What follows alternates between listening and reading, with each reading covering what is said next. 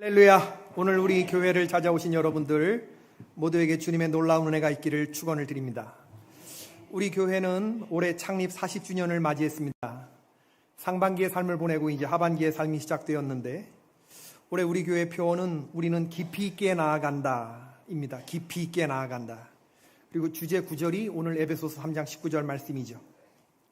하나님이 우리에게 주신 공동체가 있습니다. 하나님은 그 공동체 구성원들인 우리가 온전해지기를 바라고 계시죠. 국가 공동체, 교회 공동체, 가정 공동체. 공동체는 개인에게 축복이 되어야 합니다. 우리가 이 나라 대한민국 백성인 것이 다행스럽고 기쁘고 좋고, 내가 개포교회 성도라는 것이 기쁘고 좋고 평안하고, 그리고 내가 이 가정의 일원이라고 하는 것이 기쁨과 감사여야 합니다. 우리의 공동체가 하나님을 아는 지식에 충만히 이루고, 예수 그리스도 그 사랑에 넘치는 지식에 충만히 이루고, 너비와 깊이와 높이를 깨달아 아는 것, 이 우리의 목표이죠.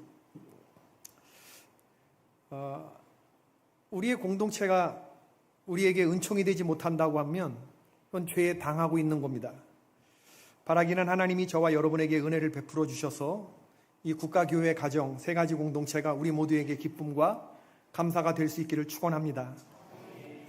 돌아가신 스카펙 박사님은 평화 만들기라는 책에서 아름다운 공동체의 모습에 대해서 몇 가지를 이야기하셨는데, 아름다운 공동체에는 첫 번째, 구성원들이 서로 정직하게 의사를 소통한다, 그런 이야기를 하셨어요.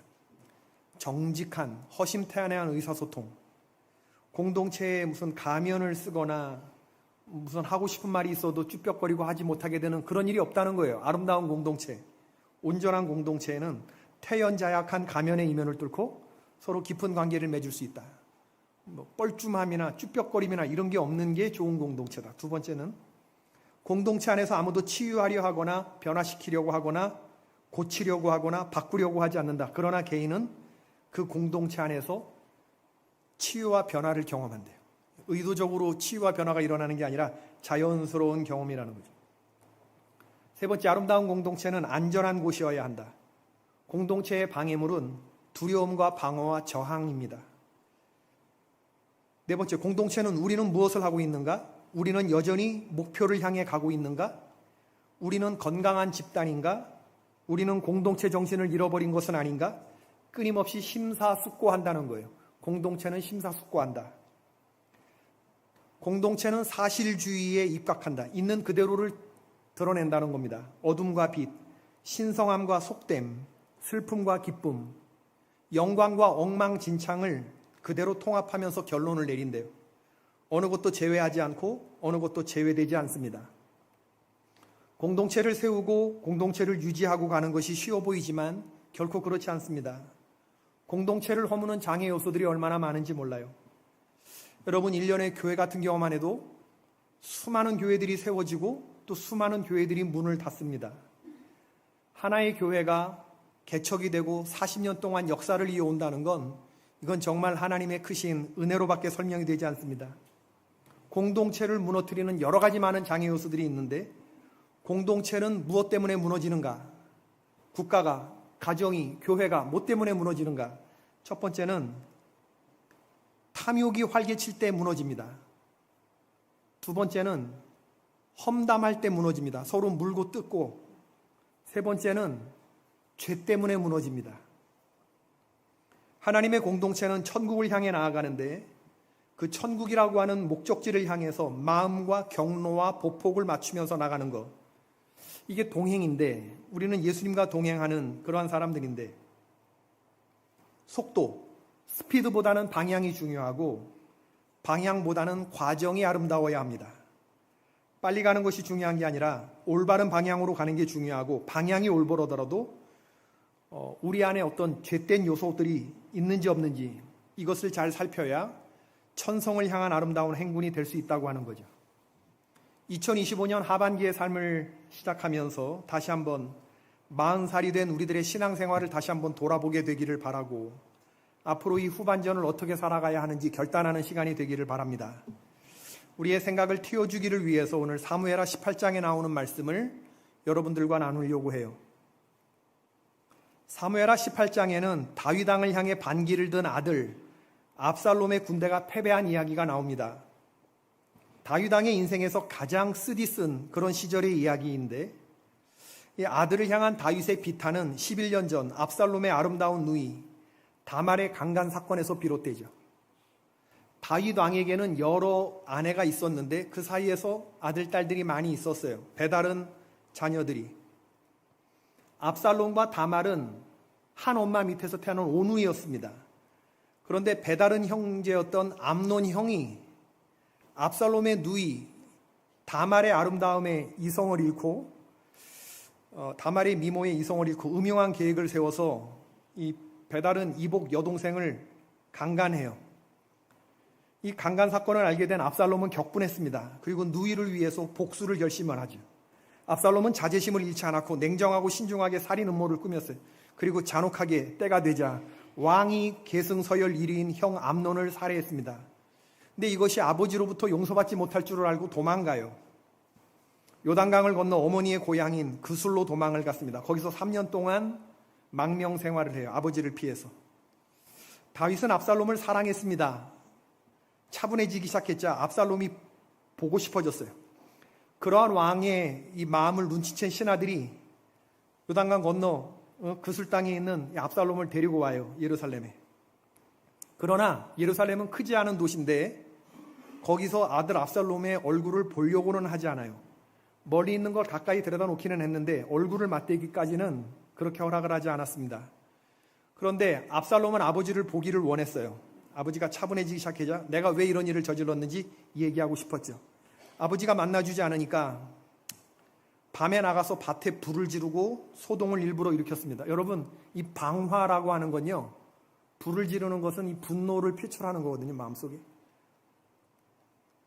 이렇게 아버지가 안 만나줄 것 같으면 나를 왜 예루살렘으로 데리고 왔냐고. 나로 아버지를 보게 하라. 내게 죄가 있다고 여기시거든 아버지 나를 죽이시라. 방방 뛰면서.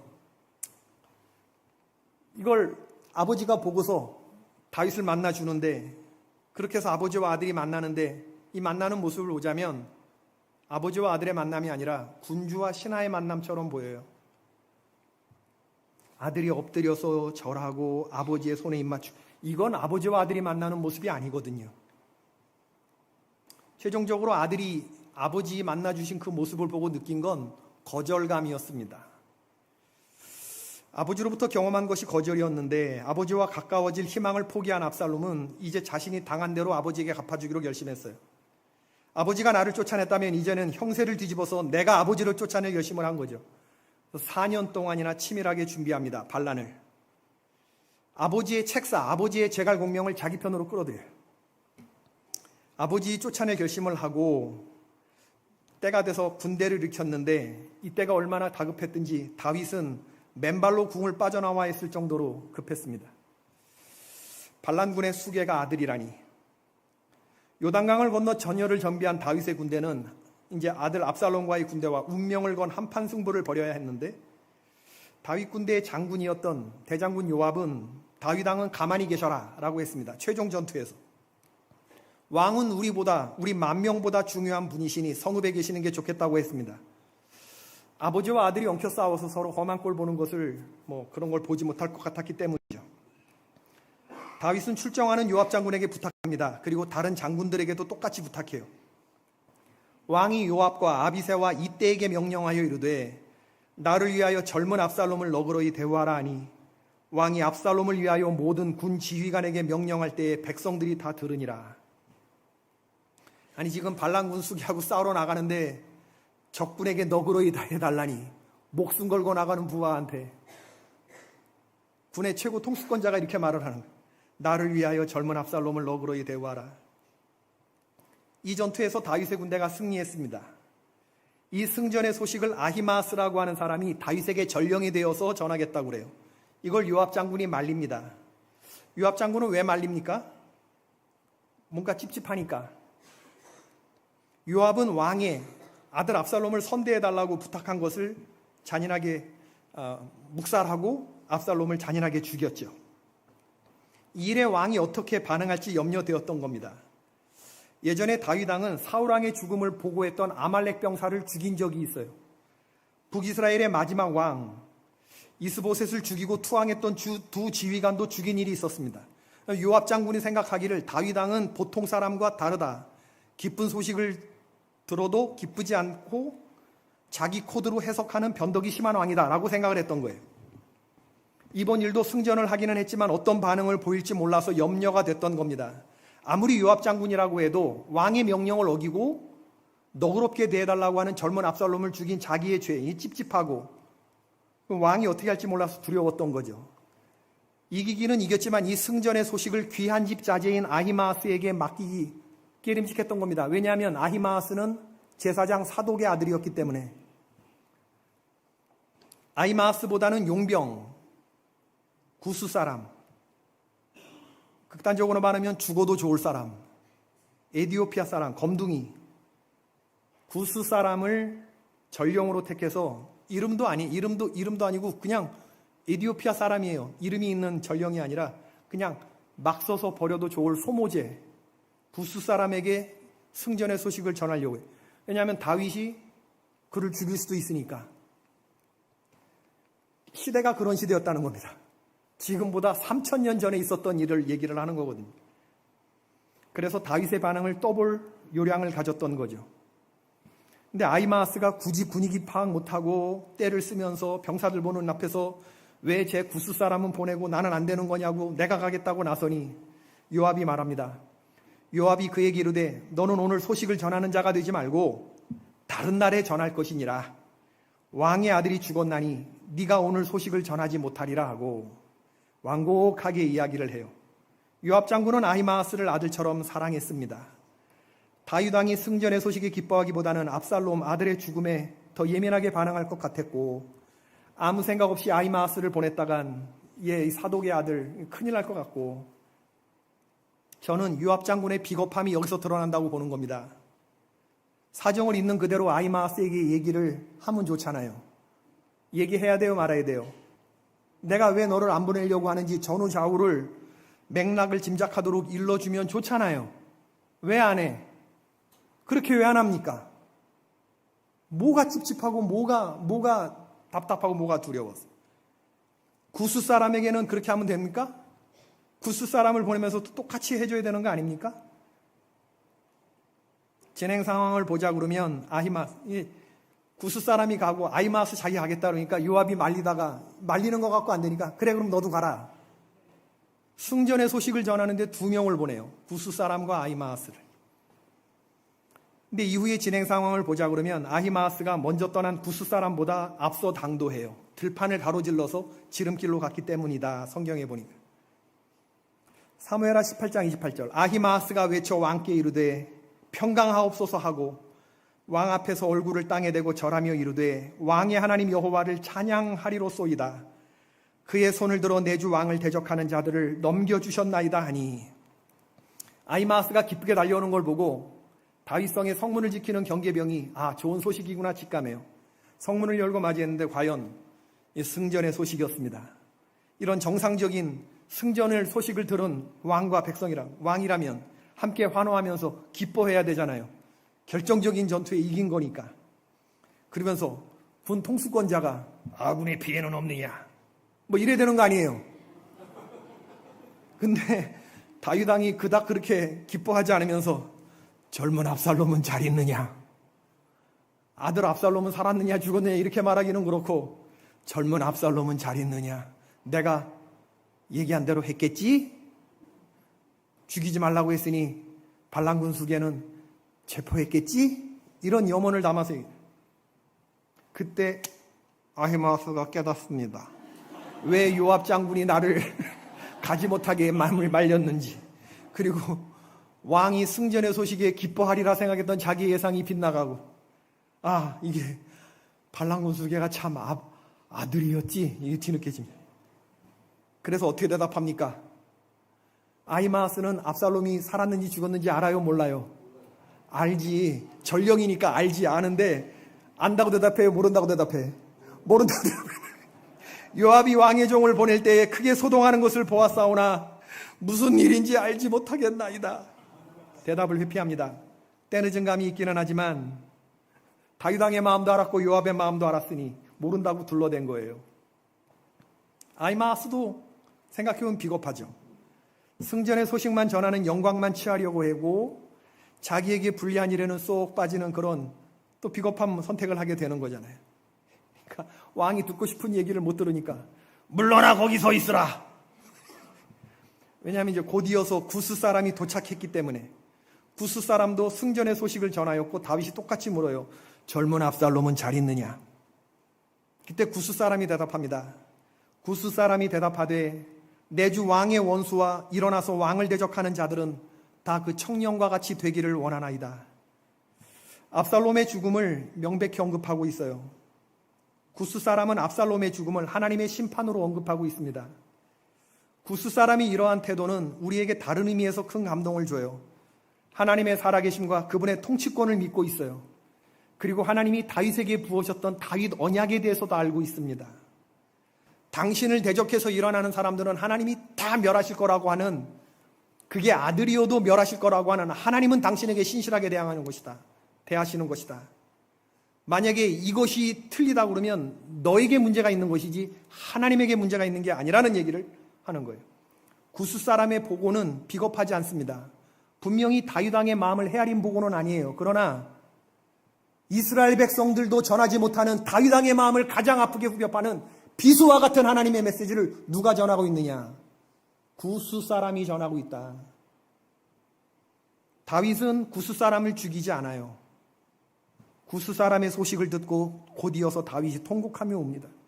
왕의 마음이 심히 아파 문 2층으로 올라가서 우니라. 그가 올라갈 때 올라가면서 말하기를 내 아들 압살롬아, 내 아들 압살롬아, 차라리 내가 너를 대신하여 죽었다면 압살롬 내 아들아, 내 아들아. 18장 33절 한 구절에 아들의 이름을 5번을 부릅니다. 주전 979년 다윗 왕국에 일어났던 일인데, 지금부터 3000년 전에 일어났던 일인데, 여러분 이 말씀이 어떻게 받아들여지세요? 다윗의 공동체 안에서 일어났던 일이에요. 넓게 보면 다윗의 나라, 좁게 보면 다윗의 집구석에서 일어났던 일입니다. 그리고 다윗의 가장 가까운 인간관계 속에서 일어났던 일이기도 하죠. 어쩌다가 일이 이 지경이 됐습니까? 승전이라고 하는 기쁜 소식에 왜 온전히 기뻐하지 못하는 것입니까? 왜 이들은 다 같이 찝찝하고 어떤 사람은 통곡합니까? 왜 잔치집이어야 할 다윗성이 왜 초상집 분위기가 되어야 합니까? 무엇이 이걸 이렇게 만들었습니까? 죄입니다, 죄. 누구의 죄? 다윗의 죄. 누구의 죄? 압살롬의 죄. 누구의 죄? 요압의 죄입니다. 우리가 죄악을 범하였을 때 공동체는 희청입니다. 공동체는 진행을 멈추게 되는 거죠. 치명적인 공동체의 장애물은 뭐냐? 우리 인간의 죄, 바로 나의 죄. 다윗은 아들 압살롬을 용서하지 못한 엄한 아버지였죠. 그는 하나님의 아름다움을 지금 상실하고 있어요. 본인 스스로가 10계명의 제7계명인 간음죄와 충직한 부하 우리아를 죽인 살인교사죄, 자기의 범죄를 감추기 위해서 충직한 부하를 최전선에 불러서 죽이려고 했던 그런 죄를 범했는데, 그런 죄를 하나님께 용서 안 받은 사람 아닙니까? 그런데 그런 사람이 어떻게 자기 아들을 용서하는 데는 그렇게 인색하고, 이게 무슨 장한 교육이라고 아버지가 아들에 대해서 이렇게 모진 마음을 먹을 수가 있지? 4년 동안이나 7년 동안이나 크게 봐서는 11년 동안이나. 그래서 압살롬의 아들의 내면에 적대감을 키우고 사태를 이 지경으로 키운 근본 원인은 누굽니까?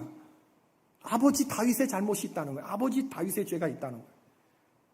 압살롬을 보십시다. 금수저를 물고 태어났던 왕자입니다. 아버지를 제거하고 왕위를 찬탈하고자 역모를 일으켰던 인물이죠. 아무리 아들이 못됐어도 아버지를 제거하겠다고 생각하는 그런 아들은 흔하지 않은 아들입니다. 자기를 따르는 반란군의 마음을 확실하게 다잡기 위해서 아버지를 따르는 아버지의 파가 있고 자기를 따르는 반란군이 있을 거 아니에요. 이 중간에서 부하들의 마음이 왔다 갔다 할 거 아니에요. 이걸 막기 위해서 백주 대낮에 아버지의 후궁을 대낮에 강간해 버립니다. 지도자가 먼저 넘치는 악으로 다시 돌아갈 수 없는 길을, 진영을 확실히 갈라버리는 거예요. 이건 보통 사람이 생각할 수 없는 악이죠. 압살롬의 죄는 뭐냐 하면 백성들의 마음을 얻으려고 했던 게 아니라 백성들의 마음을 훔치려 했다고 하는 거죠. 정말이지 무서운 거짓의 사람이죠.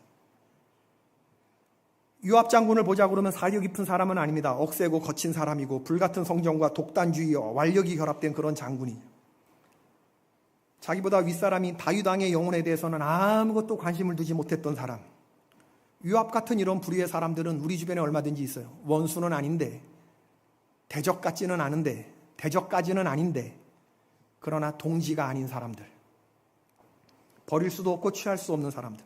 어찌 보면 원수보다 더 원수 같은 그런 사람들. 적대적이지는 않은데 우호적이지 않은 그런 사람들. 그럼 그런 사람들이 왜 나에게 그런 존재가 됐을까? 그 사람이 잘못돼서 그런가? 아니면 그 사람이 그렇게 나오는 것에 나의 잘못이 섞여 있는 것은 아닌가? 내가 그런 모습을 보였기 때문에 그가 그렇게 된 것은 아닌가? 이런 걸 살필 수 있어야 되는 것이죠. 아히마아스 같은 전령, 전후 사정 파악 못하고 자기가 먼저 가겠다고 뭐 깊게 생각하지 못하는 그런 사람들이 있어요. 단순한 사람이죠. 그러나 아히마아스는 착한 백성입니다. 다윗 왕의 군대의 공로가 큰 사람이에요. 압살롬이 반역을 일으켰던 날, 아버지의 궁을 습격했던 날, 그때 다윗이 맨발로 그의 충직한 부하들과 도망 나왔던 그때 요단강 강가에서 그 밤을 새고 그 다음날 강을 건너려고 했는데 다윗 왕의 책사였던 제갈공명이었던 아히도벨이라고 하는 사람이 지금 이 밤에 바로 다윗을 추격해서 그 군대를 작살내야 된다, 이런 전략 참모 회의를 해요. 다윗을 잘 아는 사람이었기 때문에. 그 말을 후세라고 하는 사람이 듣고 있다가 빨리 다윗 진영에 알려줘라 라고 전령을 선택했던 사람이 아히마아스예요. 아히마아스는 전령이 얼마나 중요하다는 걸 알고 있는 사람이에요. 그래서 아히마아스가 요단강가에 진치고 있는 다윗 군대에 가갖고 지금 압살롬의 군대가 오니 빨리 강을 건너라, 이 새벽이 오기 전에. 그래서 다윗의 군대가 새벽이 오기 전까지 한 사람도 남김없이 요단강을 건너 전열을 정비할 시간을 벌었던 거예요. 제가 무슨 얘기를 하려고 그러냐면, 지금 너가 살고 있는 게 누구 때문인데, 왕이 지금 살고 있는 게 누구 때문인데, 나의 그런 전령, 이 소식 때문에 지금 살고 있는데 왜 나를 옆으로 비켜서 있으라고 해? 말이 됩니까, 여러분? 이건 아히마아스 입장에서 보면 너무 속상한 일이에요. 왜 승전의 소식을 속한 나를 왜 거기 물러나 옆으로 서 있으라? 속상하고 섭섭한 일이죠. 농공행산을 따지다 보면. 구스사람 같은 사람들도 있어요. 공동체 안에서 존재감 없는 사람, 하찮게 취급받는 사람. 요압 장군 같은 사람들의 눈엔 그저 용병으로 쓰임받다가 그냥 소모품으로 죽어도 좋을 사람. 그러나 이스라엘 백성들이 하지 못한 이 전투의 본질을 누구보다도 꿰뚫고 있으며 가장 다윗의 마음에 아프게 전달한 하나님의 비밀 경기 같은 사람, 하나님의 메시지가 되는 사람, 그런 사람들이 공동체 안엔 또 있어요. 내가 미처 얘기하지 못했던, 예상하지 못했던 사람들이 나에게 아프게 하나님의 메시지를 전하기도 하죠. 우리는 오늘 이 성경이 보여주는, 등장인물들이 보여주는 비열함과 폭력과 공작과 거짓과 음모의 세계를 있는 그대로 대하게 됩니다. 마치 3000년 전의 이야기지만 바로 우리 주변에서 어제 일어났음직한 일처럼 가감없이 성경은 말해주고 있어요. 이런 성경의 이야기를 읽으면서 우리 어떤 생각을 해야 되느냐? 타산지석 가히공옥, 타산지석 가히공옥. 다른 산의 작은 돌이라도 내 산의 옥을 다듬게 할 수 있다. 성경의 이야기가 우리들의 공동체를 돌아보게 하는 교보제가 됐으면 좋겠다, 그런 생각인 거죠. 성경은 공동체를 허무는 그 죄를, 바로 우리의 죄를 쳐다보게 해요. 다윗의 죄, 하나님은 사람 막대기와 인생 채찍으로 지금 다윗을 다루고 계십니다. 사태를 이 지경까지 끌고 온 데는 너의 죄악이 가장 크다. 네가 아버지로서 아들 압살롬에 대해서 모질고 완악한 마음을 가지고 있었기 때문에 이 지경이 된 거 아니냐. 아버지와 아들의 관계에서 얼굴과 얼굴을 맞대고 이야기하면서 내가 너가 얼마나 미웠는지 얼마든지 얘기할 수 있는 거잖아요. 너의 분노는 이해하지만 어떻게 그렇게 살인을 할 수 있냐고 압살롬에게 얘기할 수 있었던 거 아니에요. 압살롬대로 나를 거절한 아버지가 얼마나 섭섭했는지, 나의 같은 엄마를 두고 있는 이 다말을 그렇게 강간하고 헌신짝처럼 버렸던 그 암논 형이 얼마나 미웠는지, 아버지는 왜 이 형을 제대로 처리하지 않는지, 그걸 보고 분노하고 섭섭했던 그런 감정들을 아들이 아버지에게 얘기할 수 있는 거 아니에요. 그런데 아버지도 그걸 못했고 아들도 그걸 못했고 다윗의 공동체는 지금 죄에 당하고만 있어요. 공동체 안에 흘러야 할 아름다운 덕목들이 사라지고 모두가 다 저마다 나는 나 너는 너, 자기만의 입장. 여러분, 입장이라고 하는 말 제가 제일 싫어하는데, 내 입장, 그건 네 입장이고 내 입장. 여러분, 우리 입장이라는 말은 앞으로 우리 개포교회 성도들은 안 했으면 좋겠어요. 사회생활에서도 입장이라는 말이 얼마나 온기가 없는 말입니까? 얼마나 너와 나를 가르는 말입니까?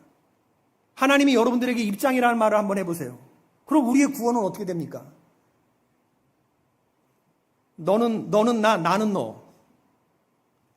너는 나, 나는 너. 아멘 안 할 줄 알았어요. 근데 이게 공동체지. 남편과 아내가 말이에요. 그건 당신 입장이고 나는 내 입장이. 얼마나 온기가 없습니까? 그건 이혜정의 입장이지. 황종승의 입장은. 이게 무슨 부부입니까? 너는 너, 나는 나가 무슨. 여러분의 문제가 담임 목사의 문제고 담임 목사의 문제가 여러분의 문제가 되고 서로 이게 중보기도가 되고 그럴 때 우리가 아름다운 교회 공동체 되는 거 아닙니까? 너는 너고 나는 나야. 아버지와 아들이 너는 너고 나는 나야. 네 입장과 내 입장이 다르네? 이렇게 말할 수 없는 거거든요. 포기와 희생, 이해와 용납, 사랑과 용서, 겸손과 배려.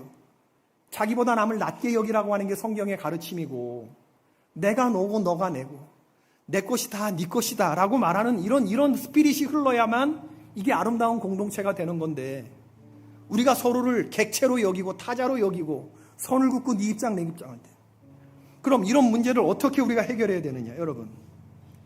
다시 사무엘하 7장의 모습처럼 다윗은 하나님의 법궤에 계신 앞으로 가야 돼요. 거기서 눈물로 하나님 앞에 회개해야 됩니다.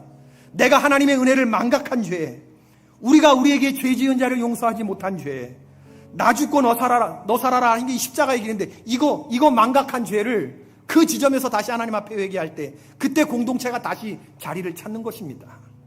다른 사람 보지 말고 우리가 다시 깊이 있게 나아가기 위해서는 나의 죄악을 살펴야 되는 거예요.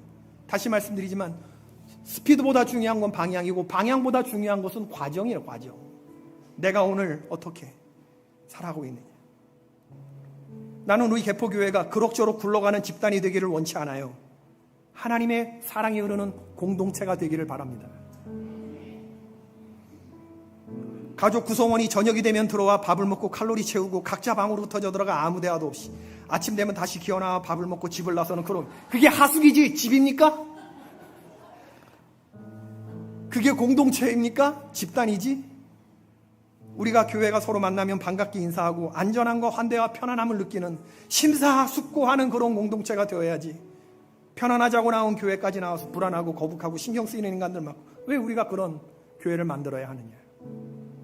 여러분, 아름다운 공동체를 만드는 데에는 다른 사람이 아니라 나의 죄를 살피는 모습이 있어요. 너무나 중요한 말씀을 내주려고 하는데 베드로전서 2장 21절 말씀을 다 같이 읽어봅시다. 시작. 이를 위하여 너희가 부르신 그리스도도 너희에게 본을 끼쳐 그 자취를 따라오게 하려 하셨느니라. 우리는 자취를 따라가는 사람들, 내가 가고 싶은 길로 가는 게 아니라 주님이 가셨던 그 자취를 따라가는 사람들인 줄로 믿습니다. 주님은 그 길로 따라오라고 그래요.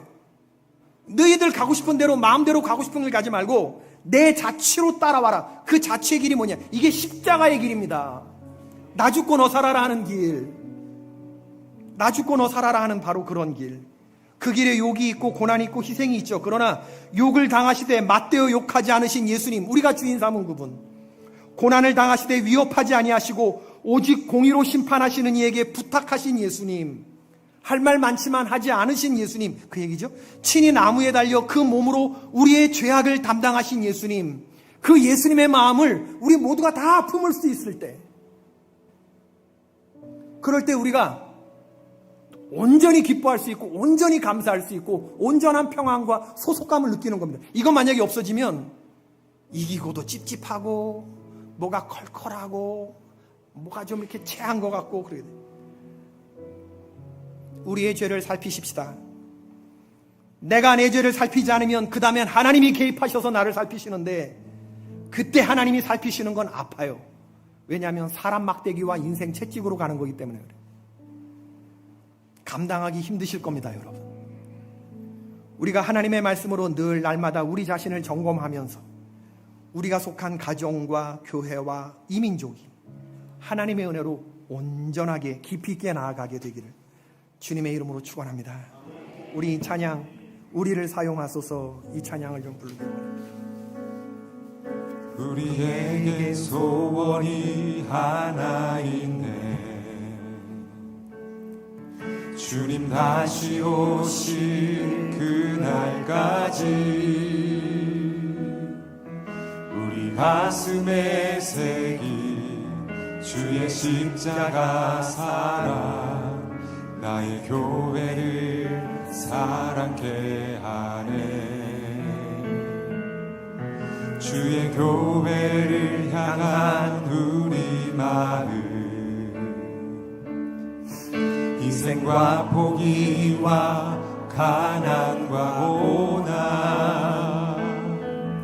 하물며 죽음조차 우릴 막을 수 없네. 우리 교회는 이 땅에 임하. 우리에겐 소원이 하나 있네. 우리에겐 소원이 하나 있네. 주님 다시 오실 그날까지, 주님 다시 오실 그날까지 우리 가슴에 새긴 나의 가정을 사랑케 하네. 나의 가정을 사랑케 하네. 나의 가정을 향한 주님 마음, 나의 가정을 향한 주님 마음, 희생과 포기와 가난과 고난, 희생과 포기와 가난과 고난, 하물며 죽음조차 우릴 막을 수 우리 가정이 이 땅의 희망, 우리 가정은 이 땅의 희망. 마지막으로 우리에게 소원이 하나 있네. 우리에게 소원이 하나 있네. 주님 다시 오실 그날까지 우리 가슴에 새긴 주의 십자가 사랑, 우리나라를 사랑케 하네. 우리나라를 사랑케 하네. 우리나라를 향한 주님 마음, 우리나라를 향한 주님 마음, 희생과 포기와 가난과 고난, 하물며 죽음조차 우릴 막을 수 우리나라는 이 없네. 땅의 희망. 아멘입니다. 우리나라를 이 땅의 희망. 교회를 교회되게 예배되게 우리 사용하소서. 진정한 부흥의 날 오늘 임하도록 우리 사용하소서.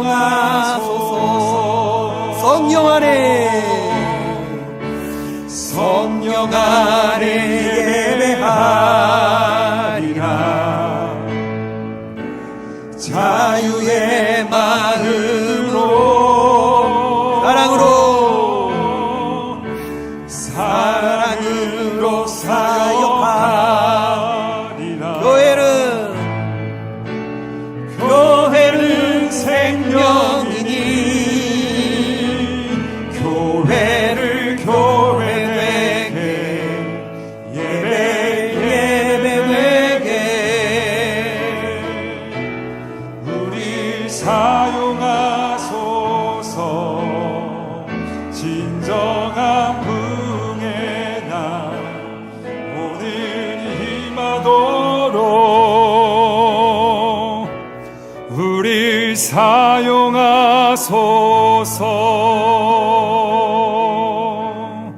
아멘.